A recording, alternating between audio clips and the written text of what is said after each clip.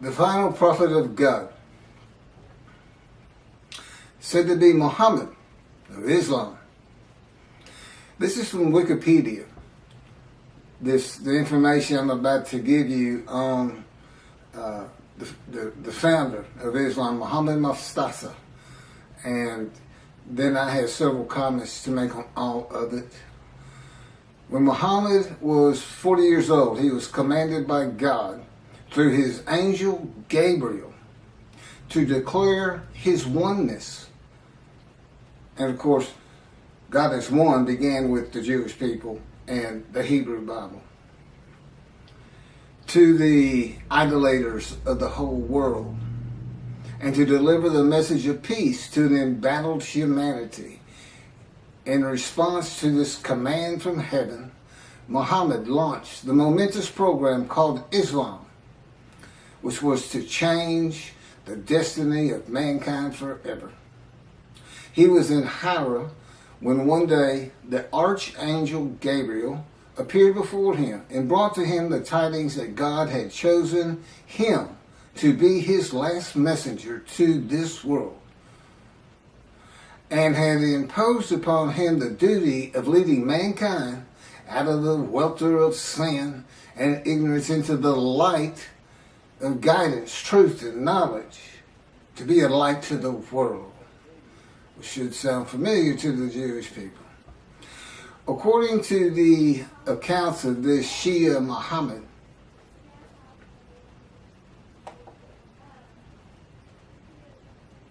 well, I'm working on this. Again, I'm just getting started on all this.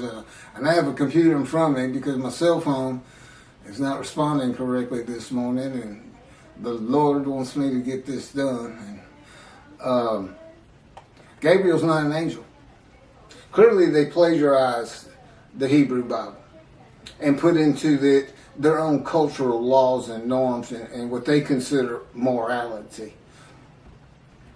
And of course, Christianity is based around a story. Just that, a story. They call it the greatest story ever told. I agree. It's a great story. Billions of people have been deceived into believing it. Now, I can understand the people of antiquity believing it, but the people today believing it,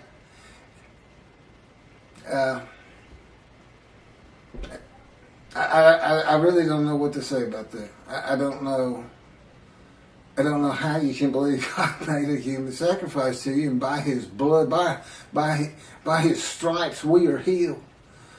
Again, God made me watch Christian channels, and then there's this one fella, I'll sell you the blessings of David. I said, well, God, what are the blessings of David? I'm thinking. He said, there are no blessings of David. He's making it up. People believe him. They send their names in with money, and he says their name on the air, and that's what they really want. So, but there is no angel Gabriel. He only appears in the book of Daniel. He only appears in the book of Daniel, who is not a prophet, and it is not a book of the prophets. And he doesn't speak with God. That's what a prophet is. And even Jesus calls him a prophet and quotes him as a prophet, and he's not. It's just story. I mean, come on. A bunch of men standing in a kiln that's burning hotter than the sun, it's just not gonna happen. It's not gonna happen. But you read the same things, the leaders of Judaism read the same kind of absolute, that can't happen. But because they like it, and they say our sages believe that, we believe it. Well, your sages lived in another time.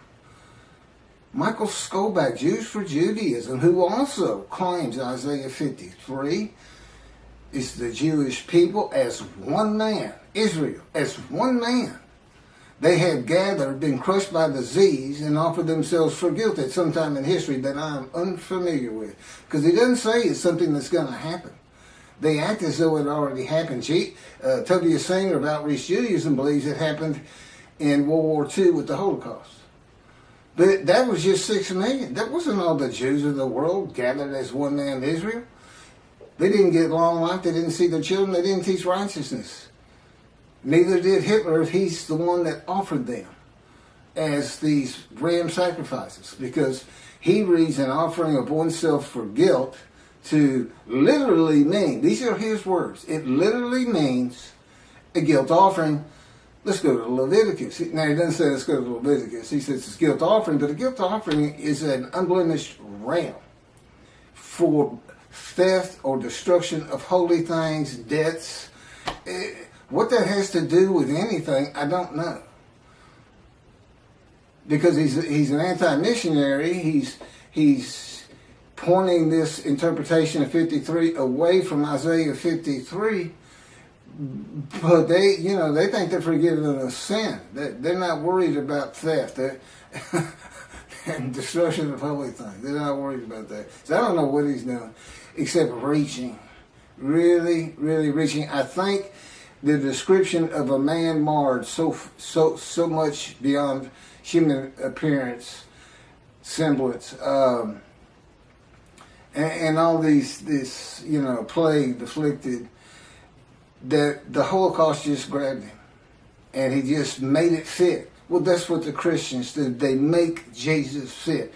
They can argue with me on every single verse, and if you've watched my 6 videos on 53, it took me 6 videos. Some of them were just a half an hour, but there's a lot to it, and I'm the only person who's ever explained it this way. Is anybody who watches it that's familiar with 53 and the commentators on it today. You realize nobody's read it like this, and nobody's ever connected the story of Ezekiel to it.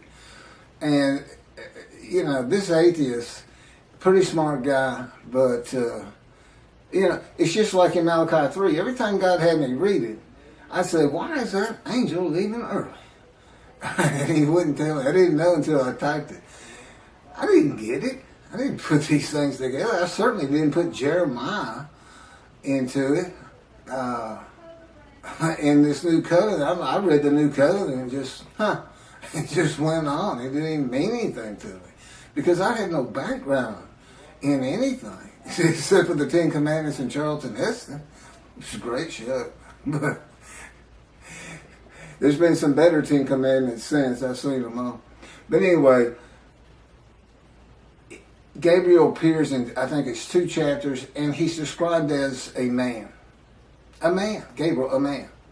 And it's in a vision. It's not something where God says in heaven, I have angels, and it's the angel Gabriel, and Archangel so-and-so, the fallen angel, Lucifer. You can't find that in the Hebrew Bible. It came from Christianity. So Islam, which didn't begin until the 700s, Common Era, I think that's the date here, with Mohammad, long after Christianity, which would have been, before the Talmud was put together. Judaism, when it really became formal, was with the Talmud, I would suppose, and putting the entirety of the Hebrew, all the scrolls together and canonizing it. And it looks like they plagiarized both books. And like I said, put their own cultural laws, rules, morality, and philosophy into it, but taking the basics. There's Abraham. He's in it. And now, I don't know if Muhammad is supposed to be a descendant of him or not. But here's what happened. So,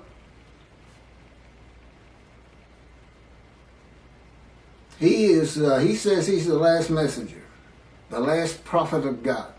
That's what's on their mouth. It's not the last messenger, it's the last prophet of God. According to the account of Shia Muslims, Muhammad Mustafa, far from being surprised or frightened by the appearance of Gabriel, welcomed him as if he had been expecting him. Gabriel brought the tidings that Allah had chosen him to be the last messenger to mankind, and congratulated him on being selected to become the recipient of the greatest of all honors for a mortal in this world, from Al-Islam, the birth of Islam, and the proclamation by Muhammad of his mission. It's in Wikipedia. Muslims believe that the Quran was orally revealed by God to the final prophet, Mohammad, through the Archangel Gabriel, incrementally over a period of some 23 years, beginning in 609 Common Era, when Muhammad was 40 years old. That's an oral tradition. That sounds familiar. That's what the Talmud is. It's the oral tradition written, so it wouldn't be forgotten.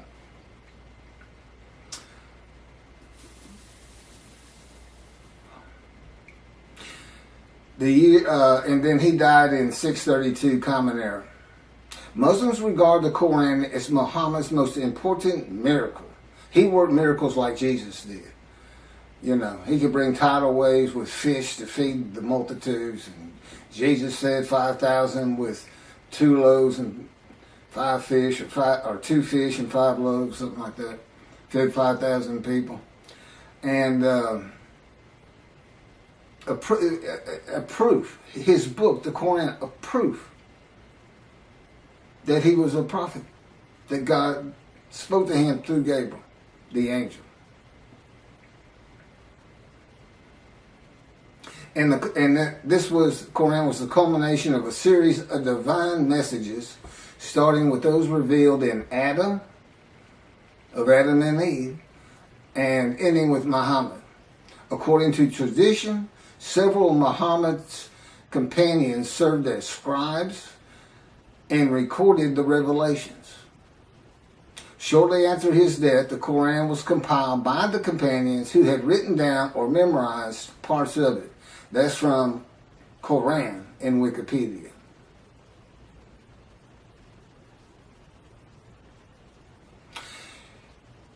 God chose his last messenger, and Allah means God, by the way. It's just not the God of the Hebrew Bible and the God of the Jews. God chose the last prophet, the last messenger, long before the time of Muhammad, when Malachi wrote Malachi. The messenger is Elijah for a time to come, and the time still had not come. The land did lay desolate, but they had not returned. It did not bloom again until 1948.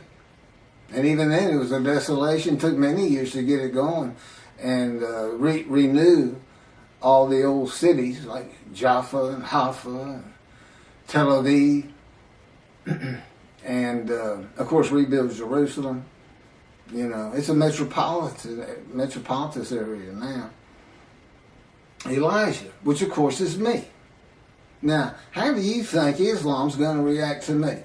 We already know how Christians are going to react. Not too favorably. Not too favorably. So this, you know, David is here because I'm David. David is here. I am the Moshiach. I am anointed, which means the man of Isaiah 53 is anointed. And the anointment is the alighting of God's Spirit on me. That's how I know I'm the man of chapter 11, verses 1 and 2. Because there is no question that the Spirit and God are within me. And that's how I know this whole concept of God is in His Spirit. And I can point to Scripture that says just that. And explains things where it doesn't say it. Now they believe Muhammad to be a prophet because of his book. I've got 2 books God dictated to me with all this information. This is chapter 49 of Isaiah 53 in the day of the Lord. See, it's not just about Isaiah 53. Now, the last chapter is the day of the Lord, and I'm going to do that probably on a separate video. I may make this another 2 half-hour recordings. All my camera will take. So, God's righteous servant, me.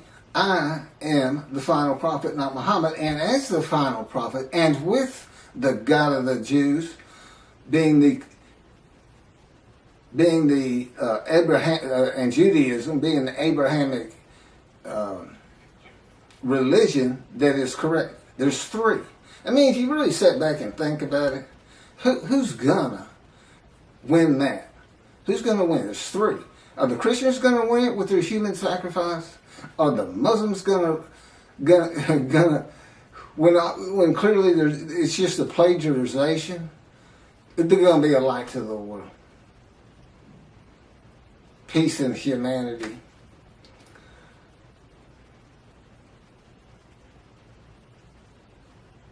And they got there by stealing somebody else's book. They took the book of the children of God also.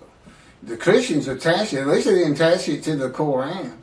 You know, I mean, that's a plus in their favor, I suppose. I'm going to go ahead and start into chapter 50. I didn't know all that. I didn't know that they were using an angel that doesn't exist. And he doesn't. I've been to have an envision and told and in no uncertain terms there's no such angels. There's no Michael. There's no Lucifer. There's no fallen angel. It's just part of a story because that's what the people in antiquity and today too, to an extent, they just like to believe in that. The Christians got so much jumbled up in their minds. So much of the religion conflicts and doesn't make sense.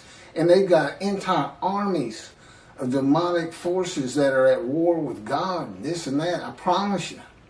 I know his power like the back of my hand. And there's no contending with him. Whatever he thinks is. He just wills it. Gone. You know. He can take this world and turn it into a pea. The size of a pea just by thinking it. He set off the Big Bang. That's how Genesis starts out. He divides light from dark and this and that. Yeah. We're the dark. And the division is the platform of heaven. And we know we're in the dark because he had to put suns in there for us. So it's kind of a blend. You have to look. The universe, his universe, the unseen realm, and then the real. The universe of real, which is like, objects, solid things, stuff you can see, came with the Big Bang. And it's all within his original unseen realm. So we're a universe in a universe. It's not parallel universes, just one inside another. Totally different from each other. Science, totally different. We can never see the unseen realm except what he would place in our minds.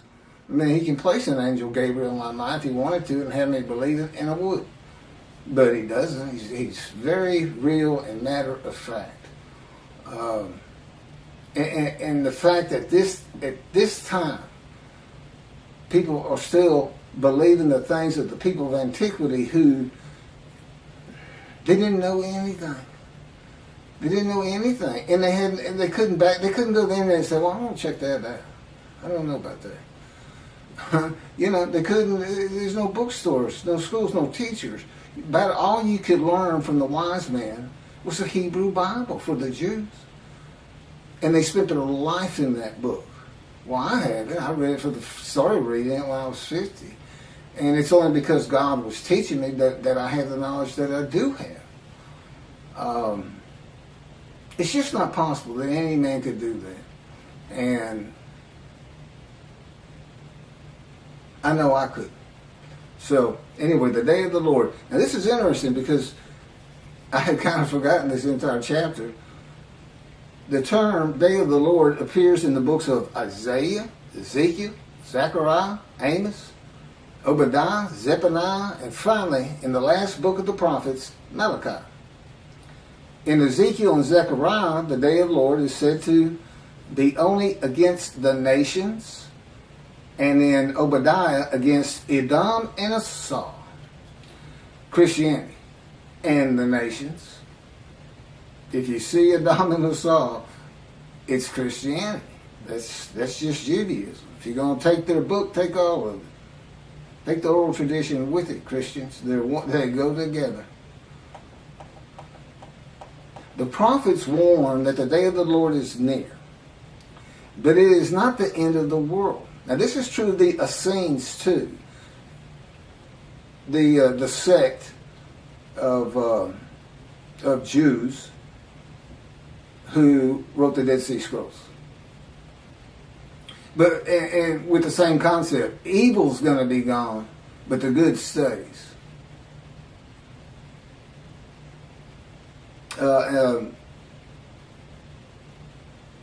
The destiny of the world will be changed. God returns to the earth to dwell among his people in his sanctuary, which he's doing, on his holy Mount Zion in Jerusalem, and the world will know that he sanctifies Israel. Lo, the day of the Lord is coming with pitiless fury and wrath, to make the earth a desolation, to wipe out the sinners upon it. Isaiah 13 and 9. You say, well, see, that's not, you haven't been talking about that day of the Lord. Yes, I have. God's final word on it. Because that's not going to happen. Again, that's just fun to read. It scares people. And, whoa, war's coming kind of a thing. For a day is near, a day of the Lord is near. It will be a day of cloud, an hour of invading nations. A sword shall pierce Egypt, and Nubia shall be seized with trembling. When men fall slain in Egypt, and her wealth is seized, and her foundations are overthrown. Nubia, Put, and Lud. These are names for for territories that are pre-biblical for the most. They're pre-Abraham. The Hebrew. And all the mixed populations in Cub and the inhabitants of the allied country shall fall by the sword with them. Ezekiel.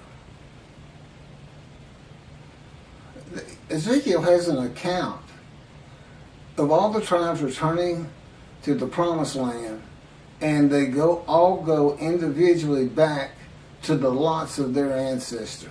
Do you know how many? It is impossible to determine that. Rambam says, I can do it. I can tell him, no, can you? He says, I do it by a spirit, and has no concept whatsoever that God is in his spirit.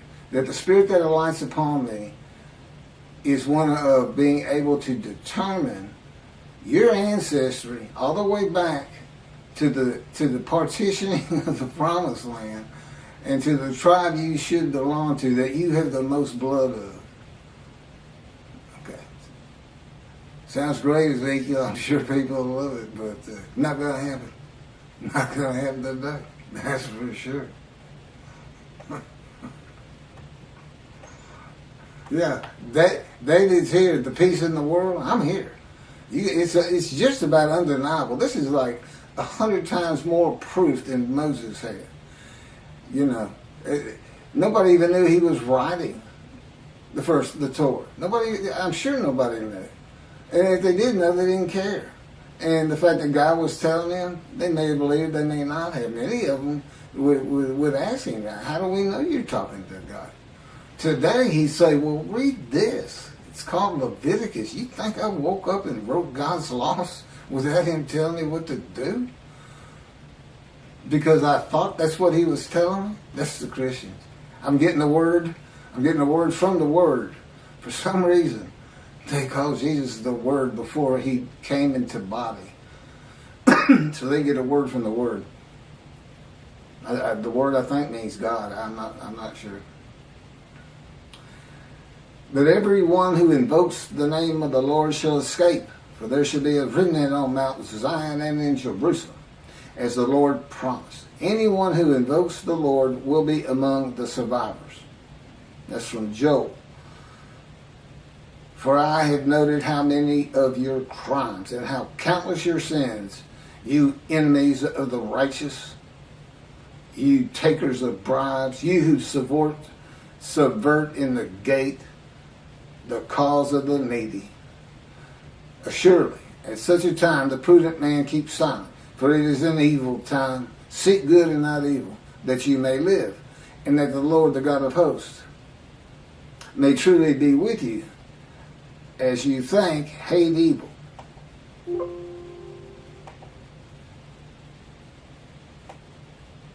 So here's some morality in a great story.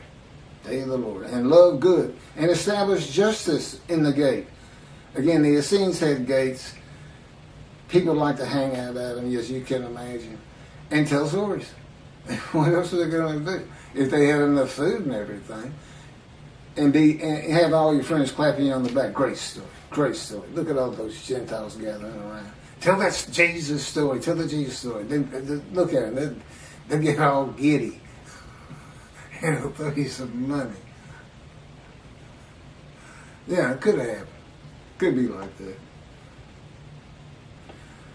And I got a real long, I'm going to skip this one from Zechariah, but finishing up with Zephaniah on this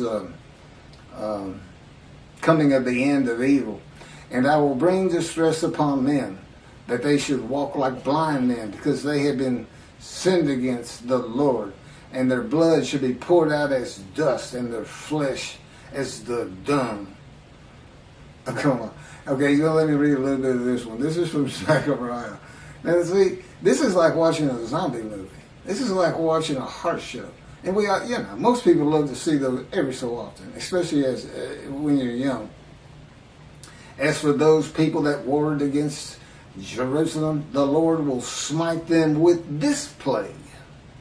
Their flesh shall rot away while they stand on their feet. Their eyes shall rot in their sockets, and their tongues shall rot away in their mouths. In that day a great panic from the Lord shall fall upon them, and everyone shall snatch at the hand of another, and everyone raise his hand against everyone else. Judah shall join the fighting in Jerusalem. The same plague shall strike the horses, the mules, the camels, and the asses. The plague shall affect all the animals in those camps. And on and on. Malachi 3 brings a new concept to the day of the Lord. Why is that? Because it's not going to be in antiquity in Jesus' time. It's not going to be in the Middle Ages. It's going to be in the age of the internet, knowledge, science, medicine, common sense. Oh, that's right, reasoning, and enlightenment. But it's still fun to read. That's the thing, he was writing for antiquity, because this is the kind of stuff they not only, they would believe these stories. And today, we don't believe them. We just think, wow, that's fun to read. So God was writing it for different eras. He wrote for antiquity in the Middle Ages. And then we had the Age of Enlightenment kicking off in about 1600. Computers in 1960 to today. The age of the internet.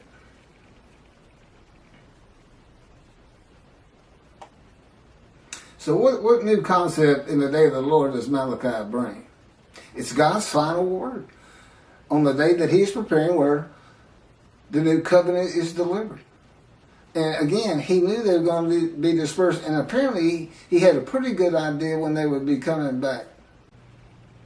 Okay, it's the final word of God, not only on the day of the Lord, but with the new covenant. What's he saying? What's really happening? Get away from all these fun stories. He's coming with a covenant of friendship. He says you're going to be safe from now on. The nations of the world is going to know I sanctified the Jews, that the Jews were correct about the Abrahamic religions.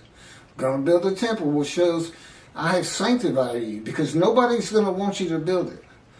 The Gentiles of the northern kingdom, imported by Assyria, didn't want the second temple built.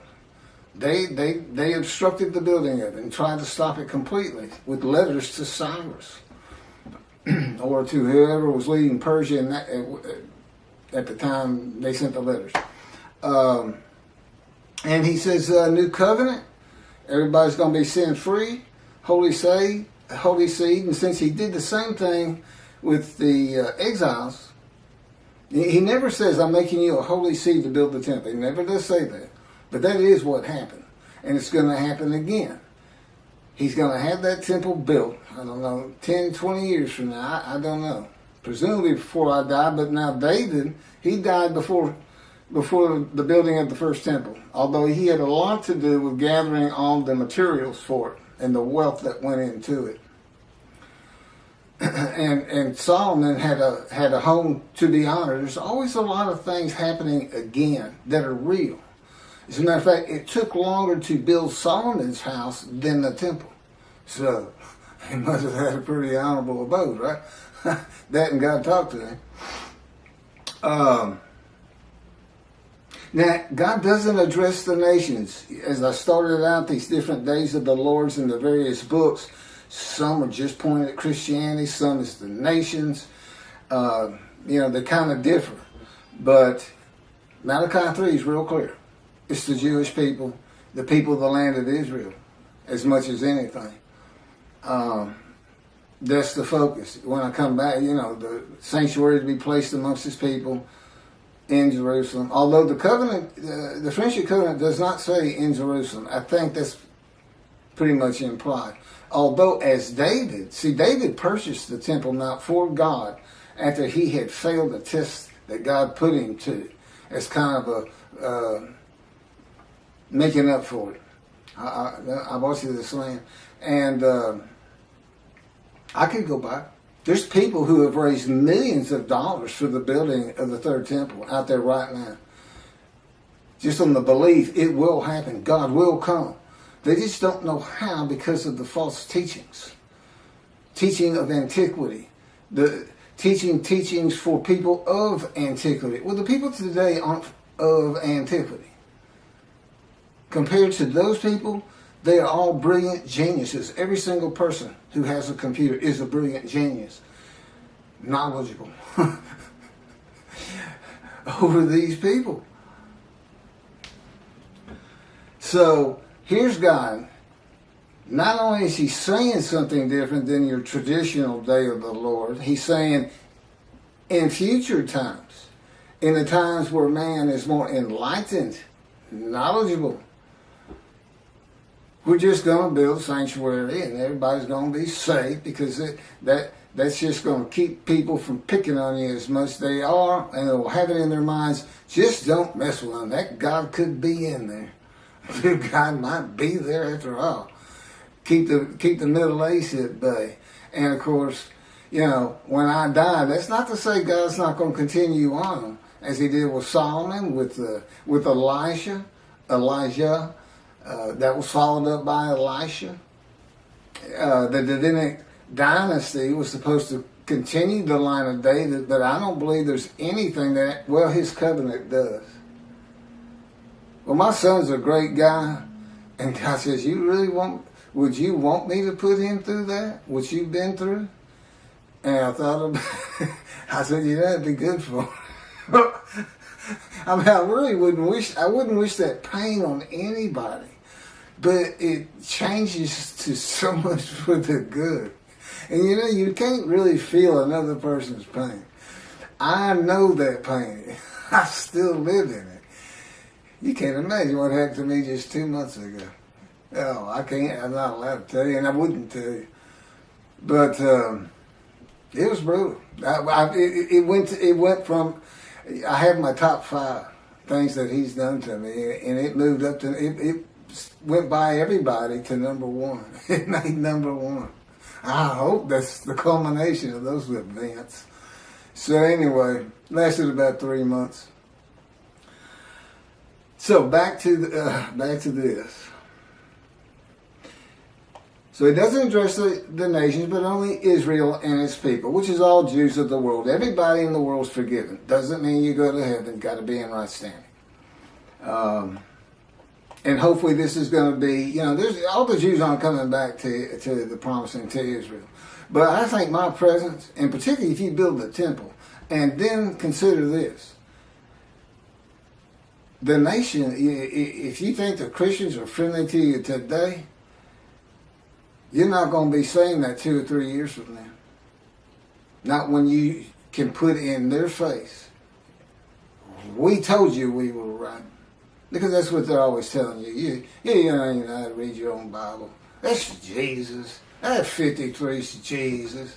And you've got all the arguments that I'm putting before you. By the way, this Isaiah 53 in the day of the Lord, every single one of the 50 chapters is summarized in a paragraph. A few of them 2 paragraphs. as an addendum. If nothing else, you stop it. It's like 6 pages. I don't know how many pages. It might be more than that. Okay, it might be a lot more than that. But anyway, if you're in a bookstore, just flip to the back, read the addendum, and just see all the different things that are addressed that really aren't Isaiah 53. The first 20 chapters are kind of like, you need to have this knowledge. You need to know about angels and God and his angel. And a lot of I've kind of broached, but moving on. God says, of course, you've heard this, behold, I'm sending my messengers to clear the way before me, to build the temple, and the Lord whom you seek shall come to his temple suddenly. The messenger is Elijah in verse 23. As for the angel of the covenant that you desire, he's already coming. I've talked about that. The angel of his presence brings the new covenant, Jeremiah 31. All Jews are forgiven of their sins and iniquities. And it's going to be when I get my books published. That's when it becomes official from God's line. And even then, it has to be people who find out about it. Once you find out, whether you believe it or not, but when you start hearing you're sin-free, that's when you need to avoid the evil inclination and really, really stress your Judaism and learning your Torah, which is the effect God expects, Torah on your hearts. And heed God, revere, and esteem his name. Because you don't want to miss what he's preparing. You don't want to miss it. You don't want to miss watching the evolution of the Jewish people from Abraham. He's going to pick, the guy's name will probably be, Poindexter or something. Who knows? He's so funny. But I'm sure, okay, it'll be serious, God says. He says, I let Keith cut up a lot. He's a human being. It's good for him. And I play along some. He'll tell you, it's not nearly enough. Or it's too long. Or it's not long enough. God recognizes that the forgiveness and equities and sin of Jewish people will not cause all to heed him. And in Malachi, he says, I know there are those that don't. Those that do, I'm putting in a scroll of remembrance. In Christianity, believing in Jesus and accepting him as his one Lord and Savior brings sin forgiveness and entry to heaven when he returns. I've covered that. Even if you've committed murder and other crimes against humanity and God, and that's just not true with the God of Israel. He's not going to have bad people up there. But that doesn't mean you don't want to practice Judaism. Because I know the Jewish people like to focus on life today. The heaven that the Christians dream of and think of is not first and foremost for the Jew. It's being a light. It's living life as well as it can with all these instructions God gave us on how to do it. And so this is bonus time, and God knew that. You just have to understand, he's able to play these things out in his mind as though he sees the world, the evolution of generations and cities being built and things being invented and knowledge and universities coming in. And he can just watch it all happen, and he can see what's going to happen to the Jews. He knows they're going to get destroyed in Europe. And he'll tell you, okay, I'm not supposed to go into that. Maybe someday. But moving forward here, I just keep that in mind. He knows it's going to be a modern time. And here I am. And listen to what he's having me tell the rabbis. And you know what? You know what the effect of that is? It's not a metaphor like Torah on your heart. But, he says he forgives sin. That makes everybody learn Torah. It's really two separate different things. But so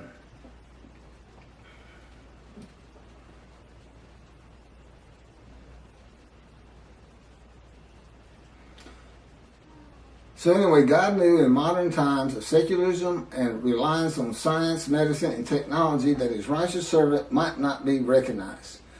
The utter destruction is simply on its way, just like it was with the Assyrians, Babylonians, and the Romans long ago.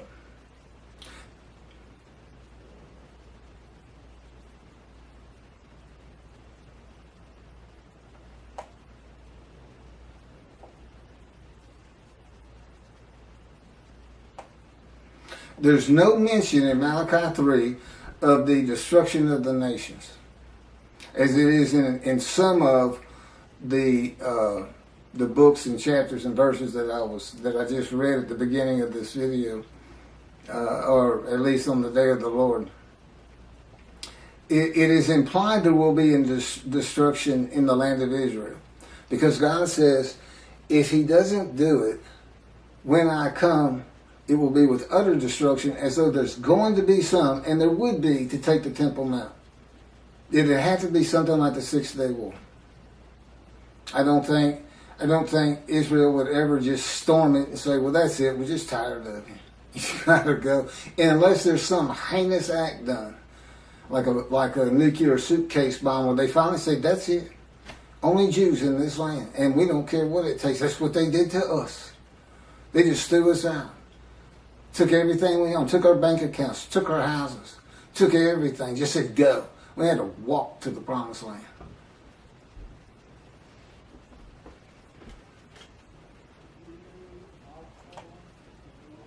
But it's the building of the third temple. Now, I remember that. It's the building of the third temple. That's what's so important.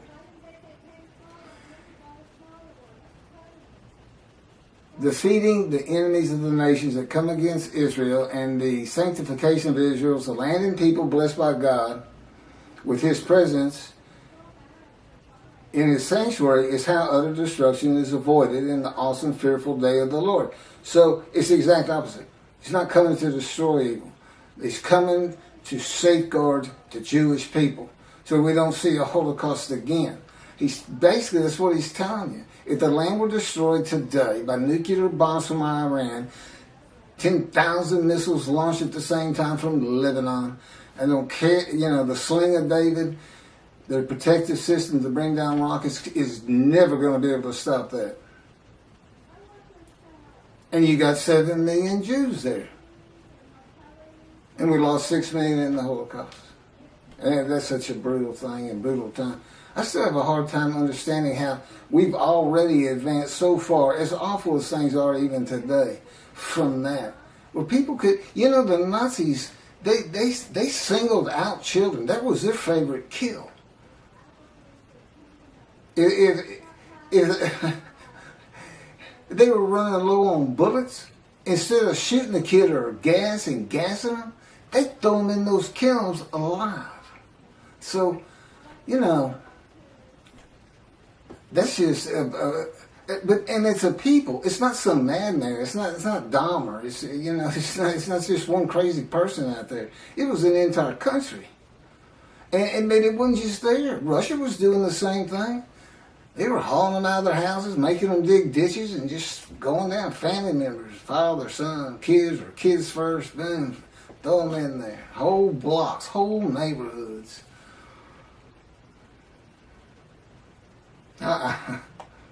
No, some of the visions he's given me to make me really feel and understand what would it be like for the Gestapo just to break down your door and you're sitting with your family at dinner and you have no clue who they even are, and all of a sudden everybody's being murdered, and your girl's raped first, and your wife.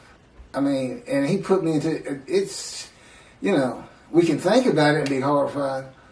But he can make it so real, it's as though you're there, but it's still different once you come out of the vision. It's a lot different. One, you're not scarred by it. But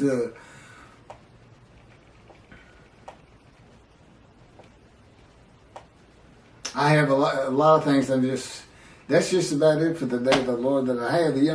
This man in divine beings, host of the Lord's host, it's one God. It's the oneness of God.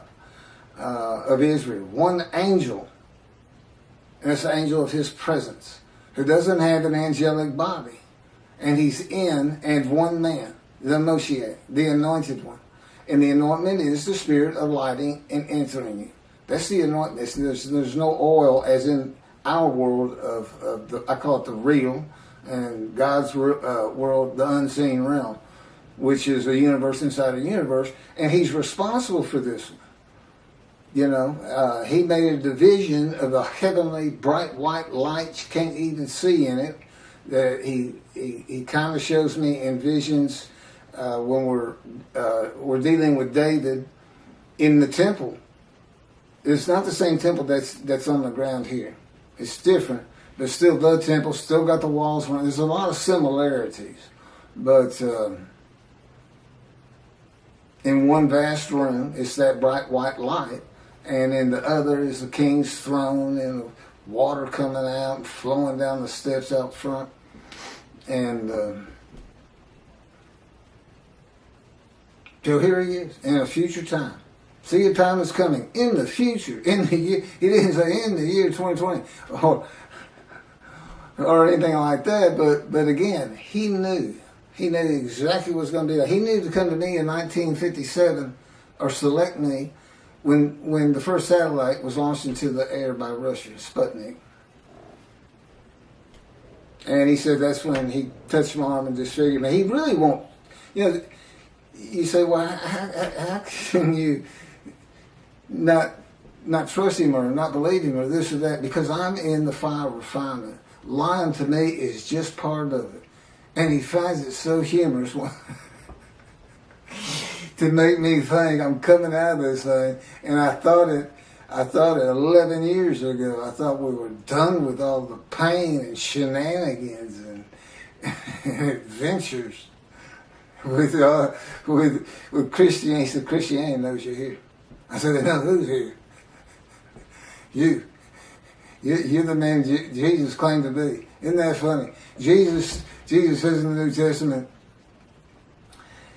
to his people, to his 12 at least, do not listen to those who come in my name.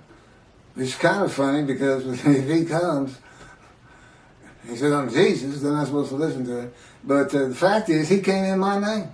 He came as a teacher of righteousness. He came as the man of Isaiah 53. He came in my name, and that's given me all kinds of trouble to get this thing going, to do what I have to do for God, to keep utter destruction from Israel, and to save the Jewish people. I've got these Christians who believe in human sacrifice. I got these rabbis who believe a man of 100 years is suddenly going to be thought a child, and every single human being, every Chinese, every Korean, every Eskimo, every one of them suddenly are going to go, the Jews have been right all along. We need to exalt them. Let's take our stuff and give it to them and till their land for them. And look, there's no pain anymore. It's like I died. The Messianic era is a heaven on earth. That's what antiquity believed in, and the resurrection. So I got to deal with that. Aren't they supposed to be protectors of the Jewish people? Follow God's laws, have better lives, morality. Look at, you don't just go hurt people. You don't keep people from doing what they need to get done with lies and false teachings. Oh, I'm sorry, I fell into the rabbis again.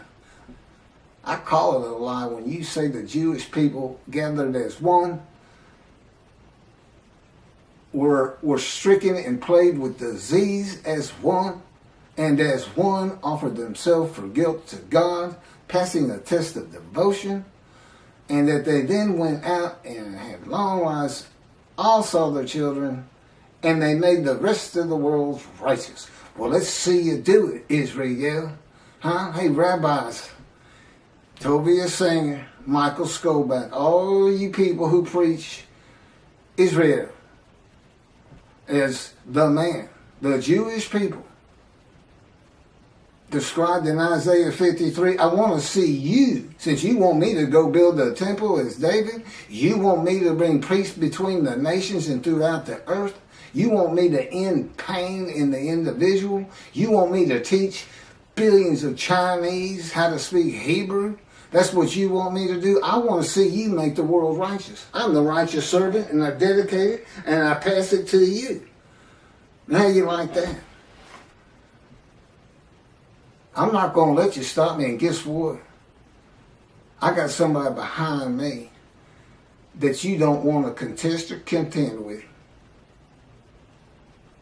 Because people throughout this land are going to hear this very speech about you in Jews for Judaism and Outreach Judaism, your 900-page book, which I shudder to even think about opening, personally, because of your midrash on Isaiah 53, which you had posted on your Facebook notes, and I was one of your friends, and you said in it, share this with everybody.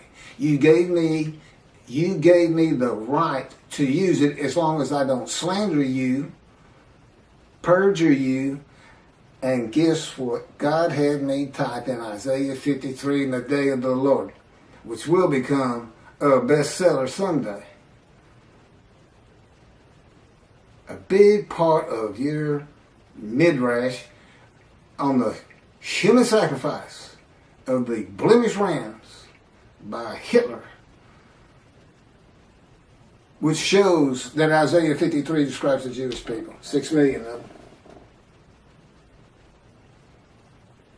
Well, that's all I have on the day of the Lord, and doing my job of bringing the wrath and bringing the reckoning. I'm the righteous servant, I'm David, I'm Elijah, I'm the prophet like Moses. And soon to be published, a new song God had me write. And I am an eternal priest of the order of Melchizedek and King David, and a rightful king. That would be leader. It's the same song David used. It's scripture. When David wrote it, God told him, David, write this down, a Psalm of David. My Lord said to his Lord. And there we go again with Christians. They say that if it's the Lord and he's talking to a Lord, that's God of the Trinity talking to Jesus. What's the problem? One of them's capitalized and one's not. What was the other big reason? Well, just read it. It's a song about him. It's written by somebody who works for King David, a servant, something in the kingdom. He's writing of him when you read it, because he would be Lord to this man. He's a lowly servant. Yes, Lord. He's a king. That's what you say. It's not Jesus. It's not meant to be Jesus. It's not what do they call it? Epiphany of Jesus? I don't know what it is. God wrote stories that have meaning that's just not right there until you know the story of Jesus. I got to end with this, since I apparently still got a little camera time. So, nothing is ever written about Jesus. Okay, nothing in the Dead Sea Scrolls, nothing by them. No commotion at the gate, Essening gate with Jesus saying that, you can't say you're the righteous servant, because our founder is the righteous servant. And, no altercations noted in the New Testament. And there would have been, God tells me, a pretty contentious group out there. Not a lot of law abiders. But I said, I know, I had to deal with them. I think I was tough on them. You should have tried to deal with them. So, until 70. What happened in 70? The first big Jewish revolt. 500,000 Jews defeated. Battle after battle. People don't think the Jews fight. They fought for every inch of Jerusalem they could get. And then there was another revolt, and then another revolt. And they finally, it's like being in God's fire refinement. They were in the Roman fire refinement. They said, okay, that's it, let's get out of here. Thanks for the land, God, we got to go. You made everybody mad at us. We're saying we're the chosen. Whoa. So, that's when the first book, so you can see these two rabbis, trudging along through Syria and heading towards Europe. And what are we going to do for money? What are we going to do? I got kids, everything. I can't go to the synagogue and make money. That's how I make my living, is teaching the Hebrew Bible. His friend says, first says it's Shlomo. that story about the Jesus. I get money every time I tell that story, especially if I change it up a little bit. Every time I tell that story, boom, I got lunch, I got dinner. I sometimes have food for the next day. They love it. Sometimes they just get all, I believe, praise Jesus, falling on the ground. Holy rollers. That's where the first holy rollers came from. If you don't know what that is, look it up. Says you got it. They love this stuff. And Slow-Mo looked at him and said, oh, you got to be kidding me. You can't put that story in the Hebrew Bible. You can't connect Moshiach to that. He comes in, rides ass in Jerusalem, and defeats Rome, and becomes king of the world. What are you talking about? We'll just change it. Maybe it was the writers who were deceitful. But it would only be because there was no Jesus. Nothing written about him. Are you kidding me? Man's walking on water, feeding everybody. The blind see, the crippled walk, dead or risen. You think he'd have probably taken the Roman leader's position from him. That's what he would have done, and just made them leave. He had used his head instead of trying to fight them hand-to-hand combat. I guarantee you, the revolts would have had more success, although ultimately beaten down just by numbers, if God in me had been there with this unit, this human body, or any other human body. Just because he knows everything. He said it'd be more like the Americans fighting the British, hiding in trees and bushes and stuff. So anyway, thank you. Tell anybody who's interested in Isaiah 53 that there's a new take on it. There's new explanations. And tell them it's the leper scholar. That's from the Talmud, Babylonian Talmud. There's actually, it's quoted something, Sanhedrin 9b. I'm not sure if that's in the Talmud or it just gets spoken of in the Talmud. I know the Sanhedrin, I know what they are. But I don't recall seeing anything that in the Talmud, Sanhedrin is like a special book or something, or some extra, or a section. I don't recall ever seeing that. And again, this is where, God, I'm still a human. I'm still Keith. And the way he does that is I still can't find my car keys. If I had a car. And, I'm the same old forgetful person. He keeps me forgetful. But I'm still a lot better than I was. Anyway. It was easier using my computer, but I don't know what it looks like on the video with me looking down so much. And so much today I was reading and not didn't have it like Isaiah 53. It's on the tip of my tongue anytime. But I hadn't looked at these two in a couple of years.